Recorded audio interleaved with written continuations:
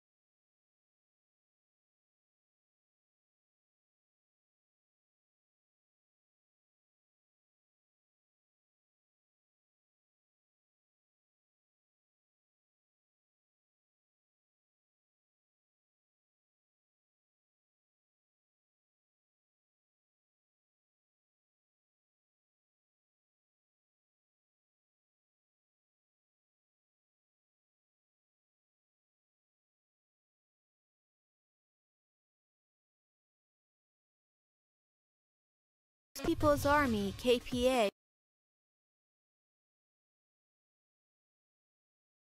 389,000 reserve and paramilitary troops,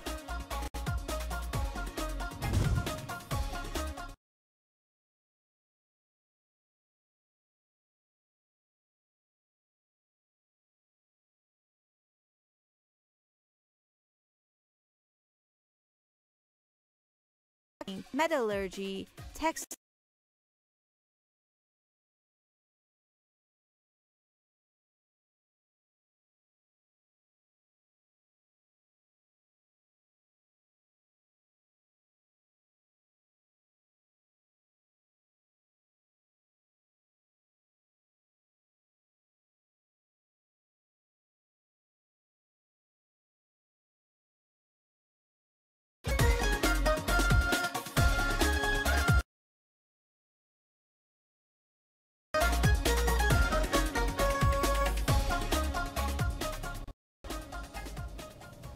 Hello and welcome to Second Look. Been in the spot.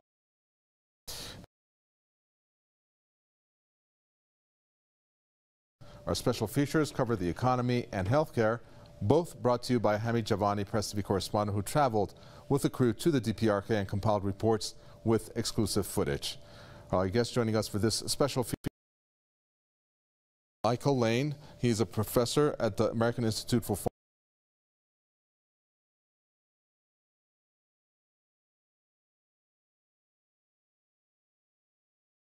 Seoul, Frank Smith. He's going to give us some updates of what's going on there.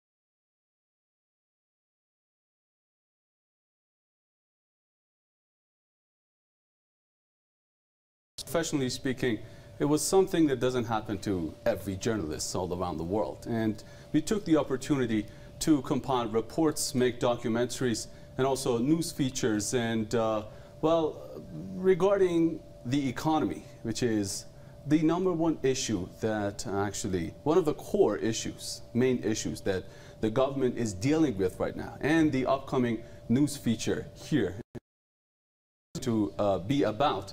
Well, I have to say that despite all the advancements that have been made so far, well, it came at a very high price for the DPRK. They possess a high continental ballistic missiles. These are military achievements for any country. As I've always mentioned, DPRK always says these are there itself. The U.S. and also other hostile forces. History. In the first place, we didn't want to go this far when it comes to military prowess, but we were forced to do so, and there are documents that prove that. But well, moving on to economy, I have to say that all these advancements came at a very high price. Since 2006, it has been the target of numerous sanctions, spearheaded by the U.S., from international organizations, bodies, and different countries like Japan and South Korea. And every time that North Korea went one level up, they came to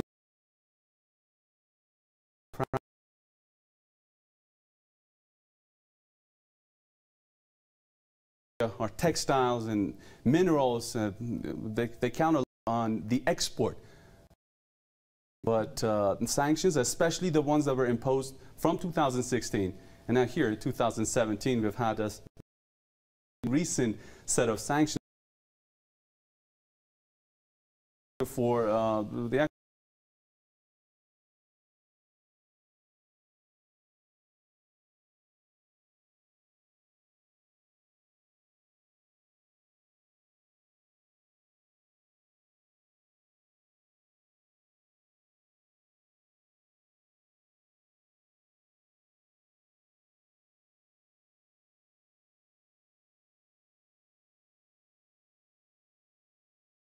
Very well. Well, let's check it out. This is a news feature by Hamid Javani.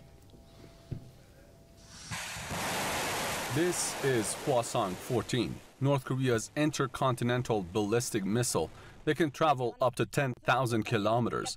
The country has also detonated a hydrogen bomb on September 3, 2017, which is 1,000 times stronger than an atomic bomb. North Korean officials stress that these kinds of power display aren't responsible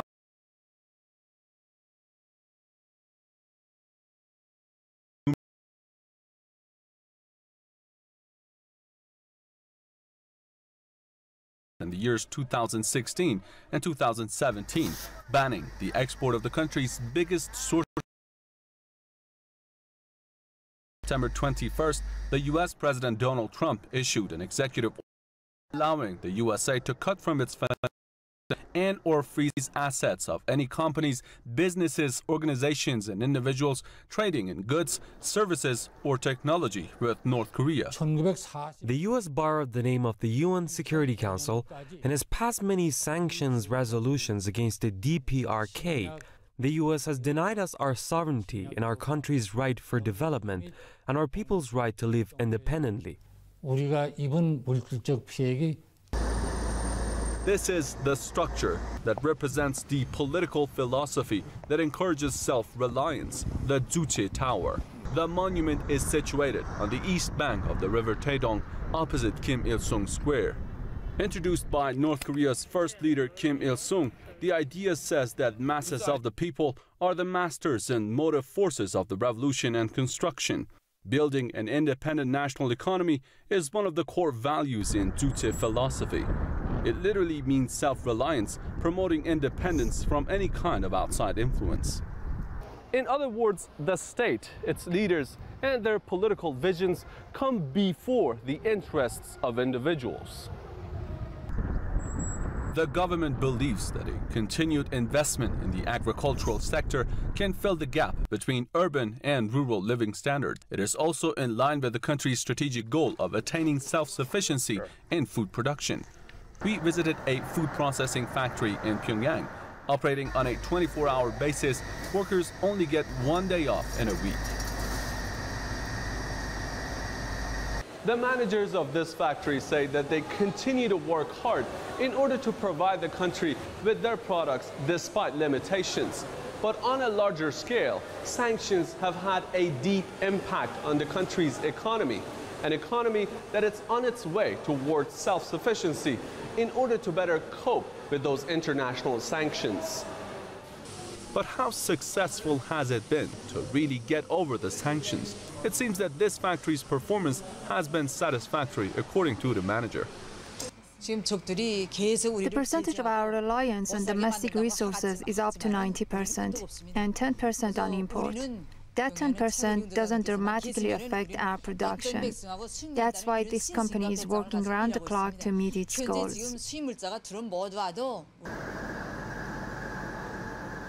The second largest source of income after minerals is textile. In 2016, it made $500 million for the country. Companies belonging to Holland, China, Germany, France, and South Korea outsourced their textile production to factories in North Korea. –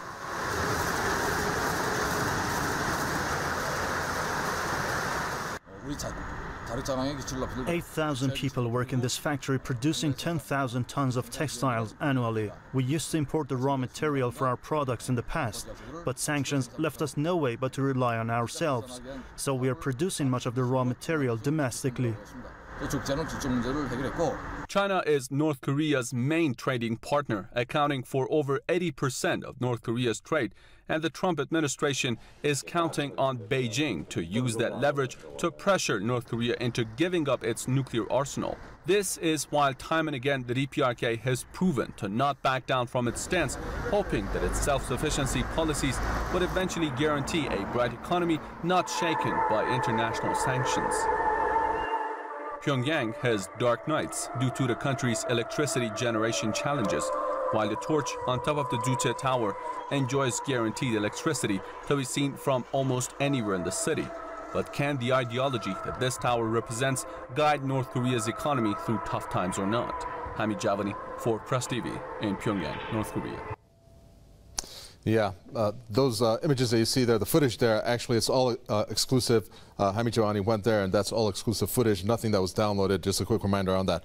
Okay, also hashtag PressTV in North Korea. You see that on the top right-hand side of your screen. You could actually go there. That's on our website page. You could leave comments, and our Twitter hashtag is hashtag from North Korea.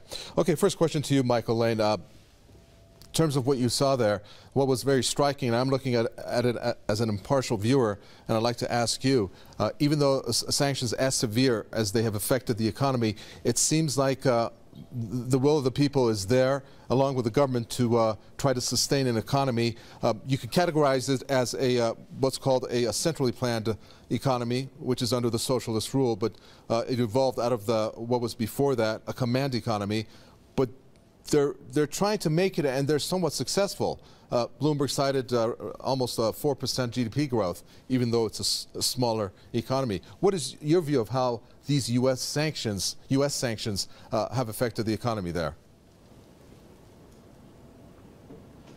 Well, there's no doubt that the North Koreans have been somewhat resilient in their resistance to world pressure via sanctions to try and bring them into the community of nations. They have their focus, they have their objectives, and they're willing to endure the hardships that are associated with sanctions imposed by the UN and some unilaterally by countries such as Japan, the United States, etc. So they've done a good job in surviving under those circumstances, but I think it has to be measured in comparison to where they would be if they would join the community of nations, if they would not flaunt the will of the United Nations, if they would denuclearize, and they could have a roaring, robust economy. You look, about the early 1950s, both South Korea and North Korea started on the same level playing field. And look at the South Korean economy today and compare it to the North Korean economy. I think it's clear that economically, anyway, South Korea chose the correct course. Well, when you want to compare the two, that is accurate. But Jason Unruhe, if we want to take a look at what North Korea is going to get in return from the West, and in particular from the U.S., well, they have some reservations, to put it at a minimum. They have been burnt before, and they have tasted that. And we can go with different lines on that thought. But basically, when you want to take a look at the discussions that were taking place, negotiations back in 1994 and all the way through, North Koreans got burnt. There were some obligations that the U.S. did not pull through, especially under Bill Clinton. Why should they be keen on coming to the negotiating table for sanctions relief when you have the President of the United States say that it's going to totally destroy North Korea at the UN General Assembly recently? Well, I think in this case, it's definitely a situation where it would be best if the DPRK did try to get at least some of the sanctions off of them without sacrificing their national, their national pride, their desire to be independent of the rule of the United States. I mean, their economy is nothing short of actually miraculous. Any free market or mixed economy in that kind of situation would never have survived the loss of 70% of its international trade with the dismantling of the Soviet Union and then the subsequent sanctions that have been placed against it. Despite Donald Trump's nasty rhetoric towards the country, some of it's almost seeming completely, counterproductive to what it is that U.S. Secretary of State Rex Tillerson is trying to do with negotiatings behind the scenes. There still can be some benefits for the DPRK if some kind of agreement can be reached. Well, there has been some signs that there may be some discussions going on backstage. Michael Lane, we know that the U.S. has actually contacted North Korea to try to get them to come to the negotiating table. But tell us, in terms of the hostile policies that has been exercised against North Korea, and they have in turn obviously responded with their missile tests and with their nuclear tests, how it is that there can be any chances of diplomacy to prevail. Are we looking at China being the key to this whole showdown that is happening?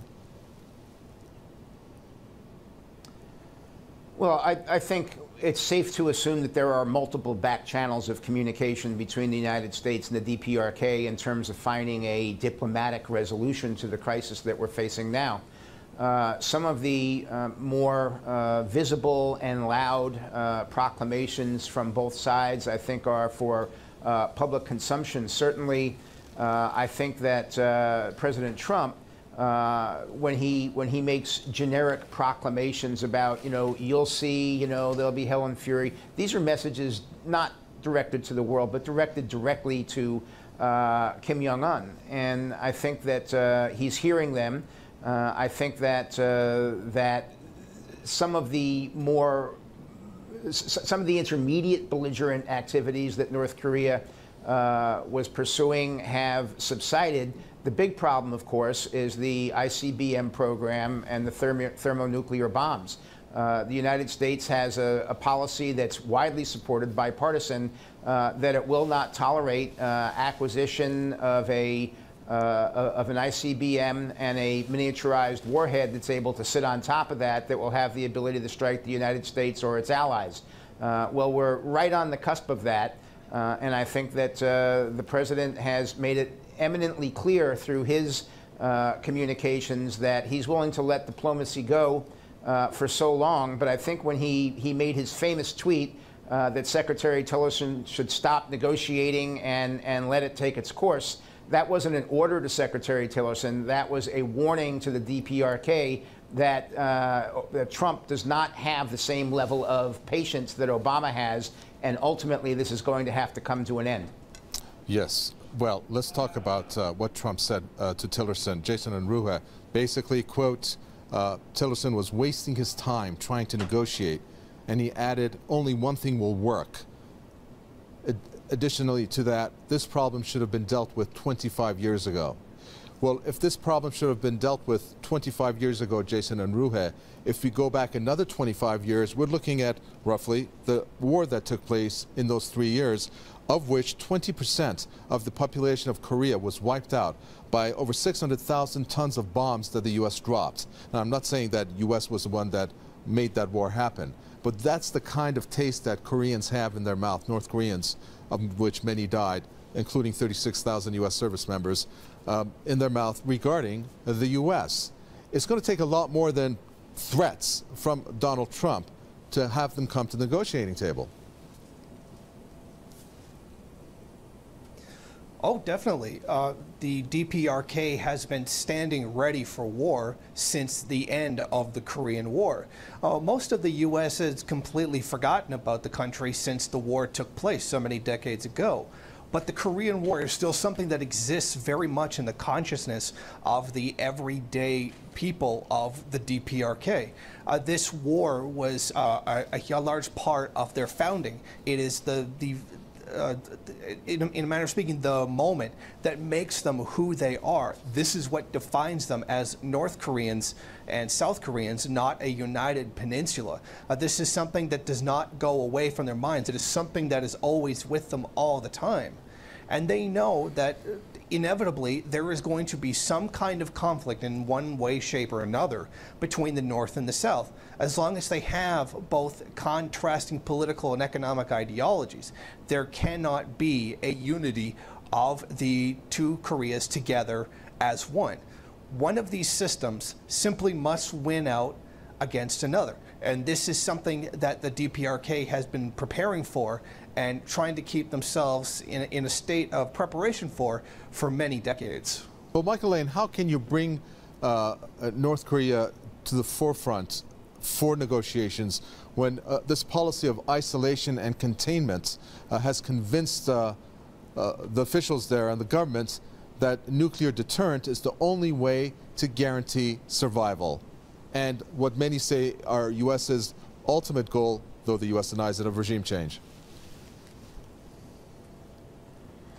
Well, as I said, you know, the U.S. has a policy that that North Korea will not be able to deliver a nuclear weapon with an ICBM. That's our policy, and the fact of the matter is that if you have that as a policy, you have to stop it before it occurs, not after it occurs, because it's so much more difficult to do after it occurs. Now, ultimately, I think in a perfect world, which we don't live in, you would have a reunification of the Korean Peninsula, the way you had a reunification of Germany after the dissolution of the Soviet Union a couple decades ago. But that's also unlikely to happen. The North Koreans, you know, just going back in history a little bit, there really never was a peace treaty signed at the end of the Korean War. There was an armistice, and so we are in a treading water situation over there as far as the war actually goes, although it's been held off for about 70 years now. I think that if I were the North Koreans, I would look at this, okay, ultimately, what is the end game? The end game is I might be able to get off a missile or two to really damage the United States. I might be able to get off several tens of thousands of missiles to really damage South Korea. But ultimately, that's the end of my country, the end of my regime. Alternatively, if I come and negotiate in good faith at the bargaining table, then perhaps there are some incentives, perhaps there are some good things that can happen, and we can all avoid a war that most people would agree would be a disaster for all sides. I would say, you know, you brought up the fact that North Korea has a distrust of the United States, but the United States also has a distrust of North Korea, in that there was the agreement between Bill Clinton and the Kim Jong-il regime. And in 1998, allegedly, the Kim regime admitted that they had been violating the agreement. And ultimately, when the Bush team came into power and cut off negotiations, they went full scale ahead and developed the nuclear weapon, which was the very thing that separated the parties in the first place. Had they stayed at the, you know, had they tried to negotiate in good faith after the Bush administration asked them back to the bargaining table, then they might be in a lot better shape today than they are now. I do know that the Obama people commented that they were actually shocked at how much the Bush administration was offering in incentives to the North Korean regime when they enticed them back to the bargaining table in the early 2000s, but they weren't biting. They were building nuclear weapons. Okay. Well, another reason why there's such animosity is the fact that you have over 600,000 U.S. soldiers stationed in the area of that part of the world, of which to the people in North Korea, especially the officials there, it looks like the war games that happens and the military exercises is a direct signal and message that they may enter into a war. But who better to tell us about some of these military exercises than Frank Smith, our correspondent, who joins us from Seoul. Well, Frank, we understand that the Americans had their U.S. Navy aircraft carrier conducting some drills with, I guess, some Japanese warships in the waters near there. Tell us about that if you can, and any other developments in the peninsula.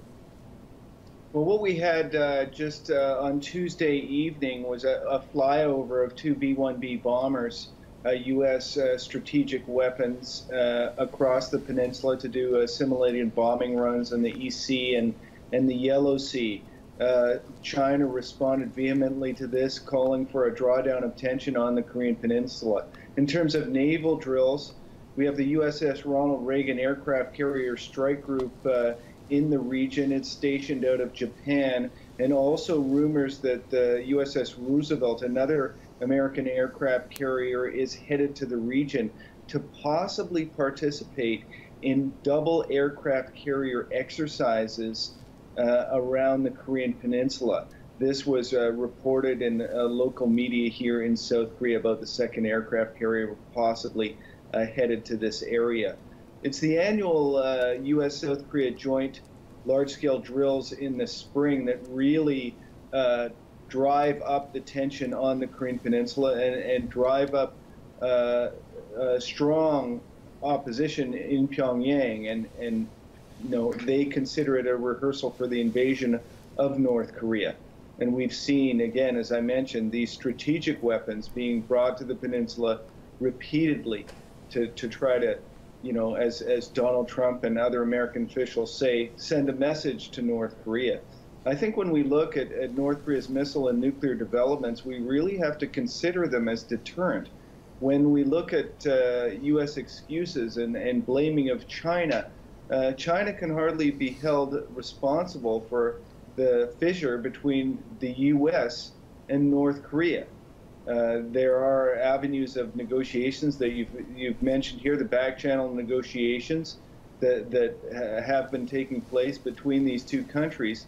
And really, it's talks that have succeeded in essentially freezing North Korea's nuclear and missile programs. If you look at the agreed framework from 1994 to 2001, when it fell apart, as Mr. Lane mentioned, really that essentially froze North Korea's nuclear and missile programs, although they had a nascent, clandestine, limited nuclear development program at that time. We didn't see the kind of strides that North Korea has taken recently, with dozens of missile tests in a single year and several nuclear tests over the last few years. And then we had the six-party talks in between 2005 and 2000 that fell apart in 2008. Again, you had several years of very limited nuclear and missile development. So really, negotiations can be an avenue of success, and this is even admitted by some American analysts inside the Beltway in Washington. Okay, we got a couple minutes here that I'd like to ask you. This is really interesting, the way that, if you can tell us, Moon Jae-in has handled the situation, because many said when he came into office that he is going to be able to do something. But what was very alarming was news that came out roughly weeks back that said even if Moon Jae-in did not want there to be a war, he would have no control over that decision. It would be the U.S. that could impose its will to go to war. That's really interesting. But how does it stand there from where you are, the way that he speaks perhaps on TV or when he has press conferences, how he would like to handle the situation? Moon Jae-in is in a very difficult position here. He's a liberal progressive politician. He's a liberal progressive president. He's not a conservative. He's not a right winger like, you know, you have in Japan and you have in the United States. He's really an outsider in that group, and he's seeking engagement. You have to remember the lineage that he comes from. He's following Kim Dae-jung. He's following the footsteps of the Nobel Prize laureate that orchestrated the summit between the leaders himself, Kim Dae-jung, the leader of South Korea, and the leader at the time, Kim Jong-il of North Korea. He follows in the footsteps of his friend Roh Moo-hyun, the former president. He was the chief of staff of Roh Moo-hyun, who had a summit with Kim Jong-il in 2007. So he believes in what's called the Sunshine Policy toward North Korea, to provide North Korea with some economic incentives to move away from its path of funneling so much of its resources into its military. So the position that he's in relation to the U.S. policy toward North Korea is a very difficult one, especially given the very hardline strategy that the U.S. has been employing most recently. He has, in addition, kind of caved in to U.S. pressure in terms of the deployment of terminal high-altitude area defense. That's THAAD in South Korea. He accepted the deployment of the final 4 launchers to make 6 launch vehicles with, I think, 8 missiles each. He accepted that just after North Korea's more recent nuclear and missile tests.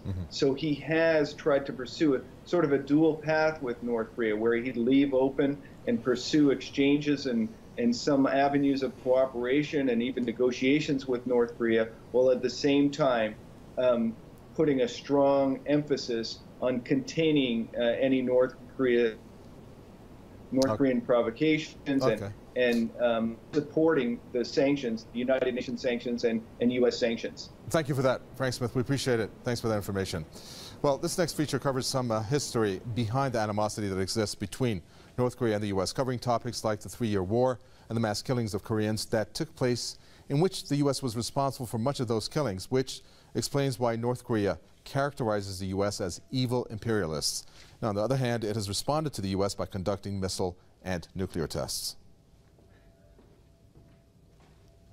Korea was divided into the North and the South in 1945, after the end of the Empire of Japan's rule over the country. Following Japan's surrender at the end of World War II and its withdrawal from Korea, the United States and Russia, which were of the victorious Allies, decided to temporarily divide and occupy Korea to make preparations for its reunification soon. The U.S. occupied the South and the Soviet Union the North. Separate regimes were founded, but they could not work together because the North was communist under the influence of the Soviet Union and China, while the South was backed by the West. The occupation continued for several years and ended after talks between the U.S. and the Soviet Union failed to bring a unified Korea. The North and the South remained at odds, with each government claiming sovereignty over the whole Korean peninsula. Periodic confrontations took place until the Korean War, which officially began in June 1950. The North occupied the South for 2 months until the United States and other Western nations intervened in support of South Korean forces. In September, U.S. troops quickly took Seoul. However, a month later, the war shifted again when China intervened and launched a major offensive against U.S.-led forces. Having left a trail of death and destruction, the war came to a halt after 3 years. The North and the South signed an armistice agreement in July 1953. It was designed to ensure a complete cessation of hostilities until a final peaceful settlement is achieved, although no such settlement has been reached to date. The North faced massive political and economic challenges after the war. It maintained strategic relations with China and the Soviet Union, but at the same time it developed a policy of extreme self-reliance to reduce dependence on foreign help. The North also took a series of measures to revitalize the devastated economy. In 1994, North Korea signed an agreement with the U.S. over its nuclear program. The agreement called on the North to dismantle its nuclear program in exchange for the full normalization of political and economic relations with the U.S. I'd like to say just a word about the framework with North Korea that Ambassador Gallucci signed this morning. This is a good deal for the United States. North Korea will freeze and then dismantle its nuclear program. South Korea and our other allies will be better protected. The entire world will be safer as we slow the spread of nuclear weapons. The U.S., however, failed to honor its promises, and the agreement collapsed. This prompted North Korea to test its first nuclear bomb in October 2006, pursuing more tests later on. A new period of political tensions began between North Korea and the U.S. The tensions continued and have been escalated in recent years and months amid the U.S. crippling sanctions and threats of military action over the North's missile and nuclear programs. Pyongyang says it cannot trust Washington, and its programs are in response to existing threats.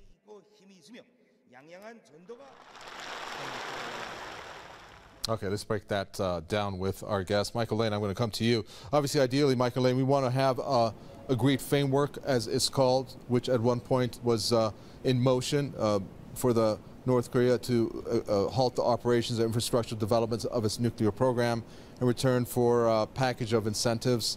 How can we get that to happen if the past has proved that, well, it doesn't matter even if you want to say each side breaking some of the obligations that they have, but here we are. How can that be erased and for the two to come together?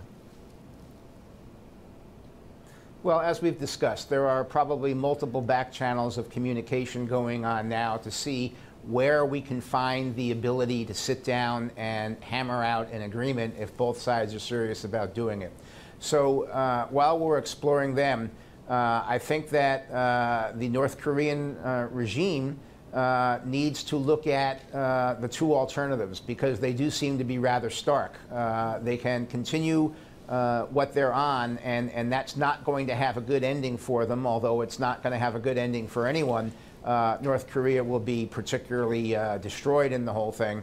Or they can find a way to come back to the bargaining table and say, okay, we're willing to talk about this, but they have to be ready to concede denuclearization of the peninsula. I don't think that the United States is going to hold out for reunification of the peninsula. That's too much to ask at this particular time, but denuclearization is one of the things that we are going to insist on.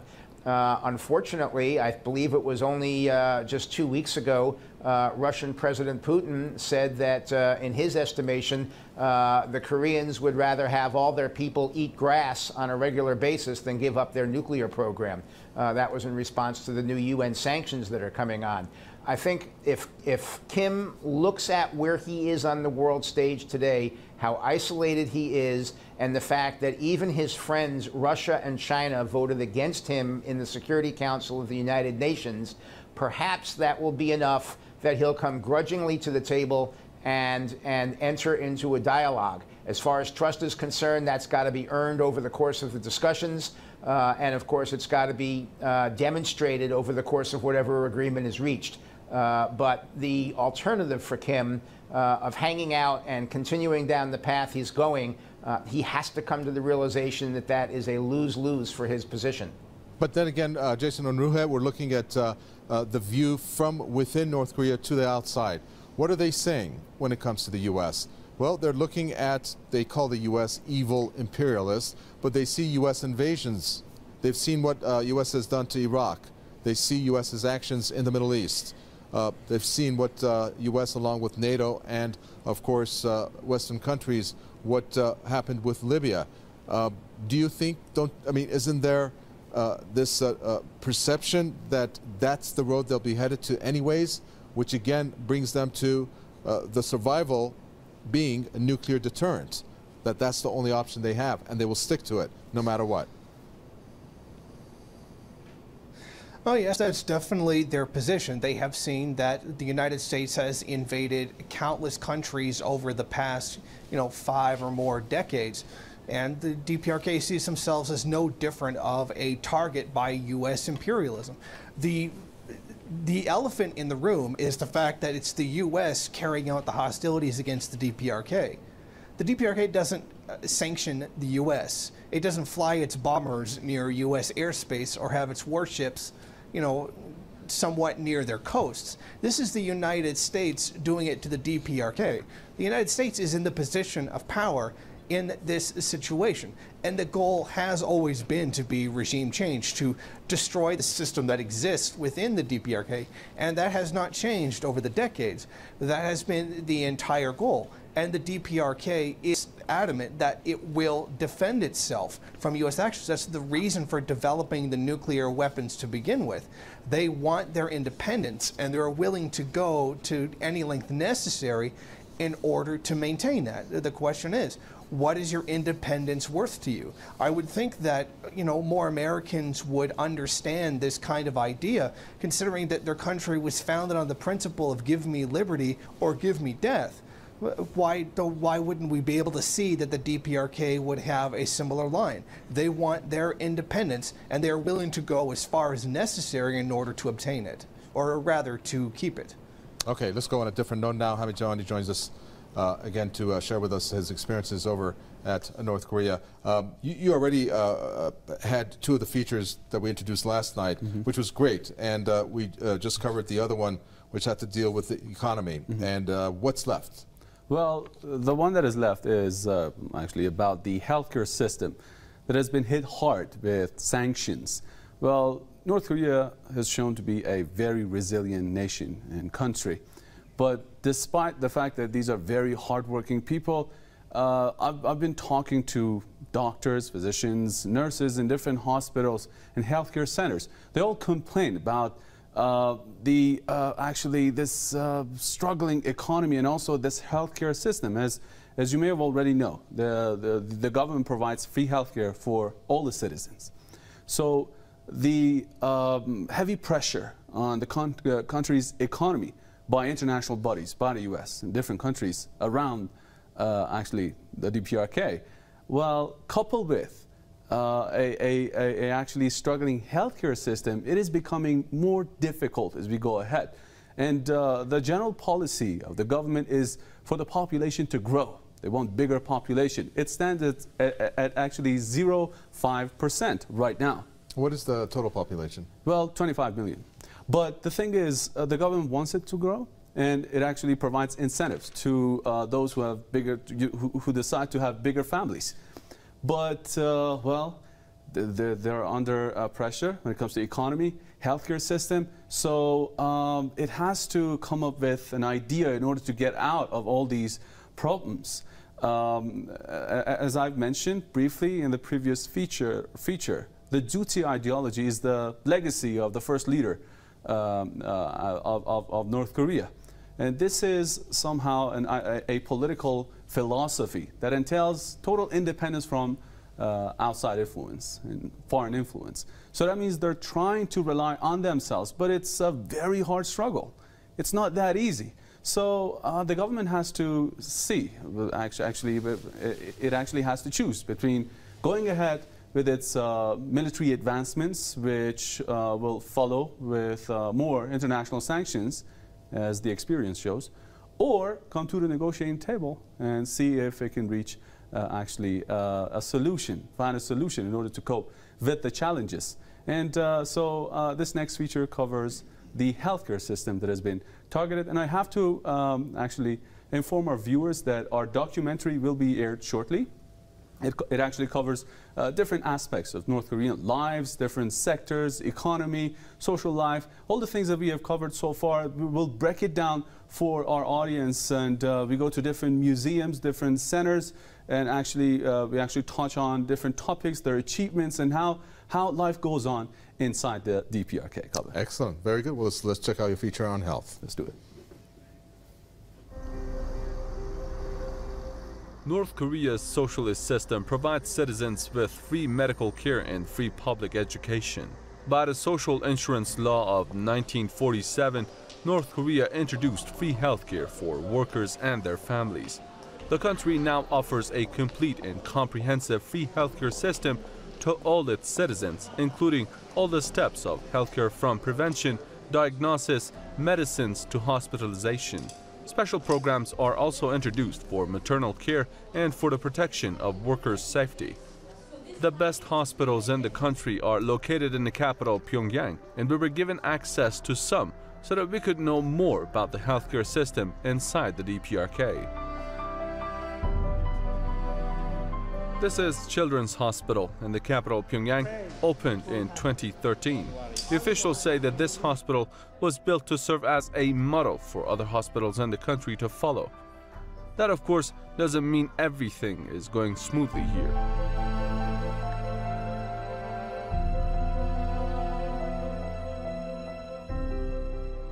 This facility provides a wide range of free medical and educational services to children. But doctors here are seriously concerned about the sanctions that have targeted the much-needed medicines for these innocent children. Dr. So Young, who is mainly in charge of the hospital's online medical service, says sanctions are putting children's health at risk. Sanctions have even targeted the exchange of medical services between the DPRK and other countries. They aim to destroy the whole country by depriving our children, who are the future of our country, of proper medical services. The US calls itself the champion of human rights, but easily violates it here.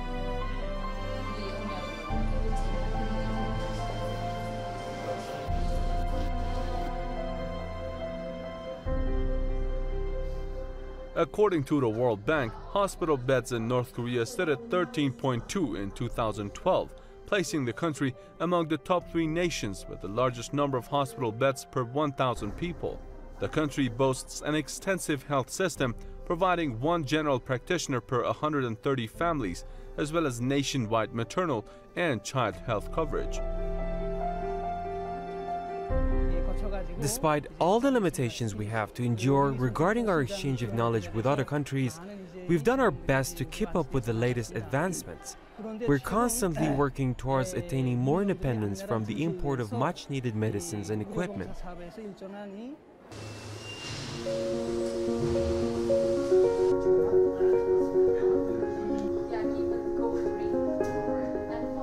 This maternity hospital is also a medical education center, where nurses and midwives receive proper training to be prepared to work in different cities across the country. The hospital also has a neonatal intensive care unit with numerous wards such as dental and breast cancer. Here, traditional Korean medicines are used in 30% of all given treatments. Government hopes better healthcare would lead to stronger willingness towards having larger families.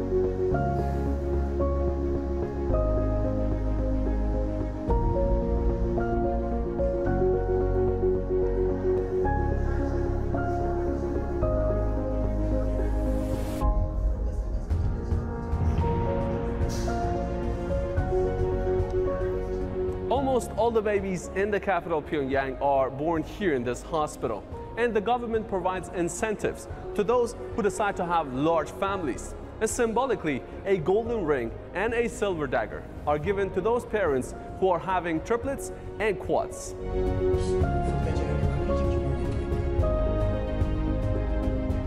In addition to these incentives, the nickname Mother Hero is given to those who have more than 5 children.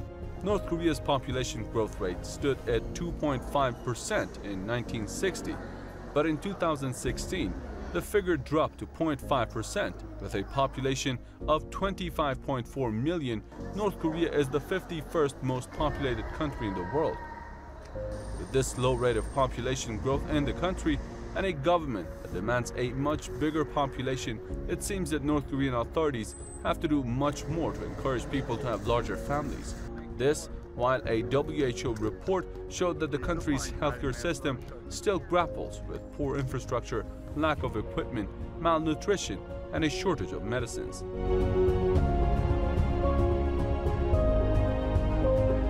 Hami Javani for PressTV in Pyongyang, North Korea.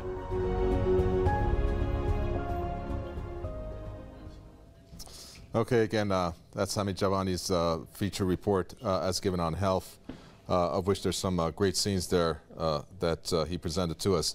Well, Michael Lane, emotions have no place in politics.